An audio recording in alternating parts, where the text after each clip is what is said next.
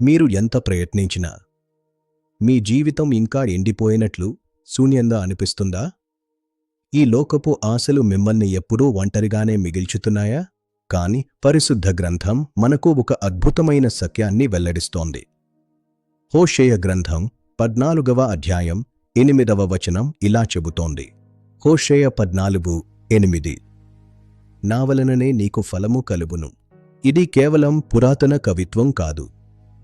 ఇది ఈరోజు మీ ప్రాణానికి దేవుడు ఇస్తున్న ఒక సజీవమైన వాగ్దానం. మీ హృదయపు శూన్యతను నింపగల శక్తి ఆయనకు మాత్రమే ఉంది. మీ సఫలత మీ స్వంత శక్తి వల్ల కలిగేది కాదు. అది కేవలం ఆయన కృప వల్ల మాత్రమే వస్తుంది.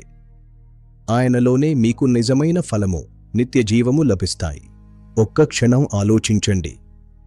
మీ భారాలన్నింటినీ ఆయన పాదాల వద్ద ఉంచి ఆ సత్యాన్ని మీ హృదయంలోకి రానివ్వండి. ఆయన ప్రేమ మిమ్మల్ని మార్చనివ్వండి. యేసుక్రీస్తు వైపు మీ హృదయాన్ని మళ్లించండి. సమయం మించిపోకముందే ఆయనను చేరుకోండి. ఆయనే మీ సమస్త ఫలానికి మూలం. ఆమెన్.